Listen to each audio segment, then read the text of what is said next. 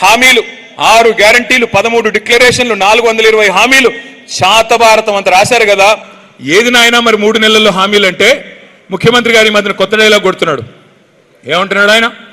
ఎంత కండలు తిరిగిన పెహల్వాన్ అయినా 3 నెలల్లో పిల్లలు పుట్టిస్తాడా?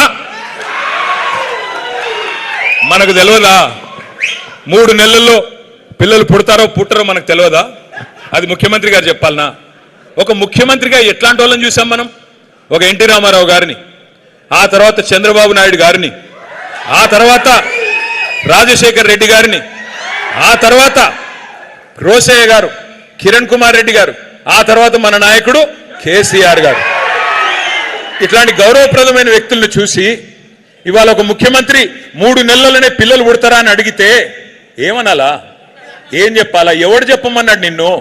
3 నెలల్లోనే పొడి చేస్తా, 3 నెలల్లోనే రైతు భరోసా వేస్తా, 3 నెలల్లోనే నవంబర్లో తీసుకుంటే 2000, డిసెంబర్లో తీసుకుంటే 4000 అని మాట్లాడిన సన్నాసెవడు? మా తమ్ముళ్ళందరికీ 4000 ఇస్తానని చెప్పి మోసం చేసిన దుర్మార్గుడు ఎవడు? నేను అడుగుతా ఉన్నా ఈరోజు. మరి నేను అడుగుతా ఉన్నా ముఖ్యమంత్రి గారు, 3 నెలల్లోనే పిల్లలు పుట్టరని మాకు తెలుసు, కానీ 30 నెలల్లో పుట్టకపోతే నిన్నేమనాలా? 30 నెలల్లో అయితే పుట్టాలి కదా. మరి 30 నెలల్లో పుట్టకపోతే ఏం పిలవాలా నిన్ను?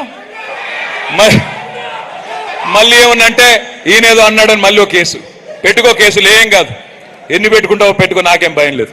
నేను ఒకటే అడుగుతా ఉన్నా. వెనకటికి ఎవడో మొహం బాగాలేక అద్దం బల్ల కొట్టుకున్నాడంట. మొహం బాగాలేదు అడిది.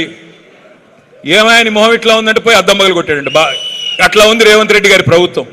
ఏమయ్యా మరి నీకు చేత కావట్లేదు పరిపాలన, రైతు బంధు వేయవు,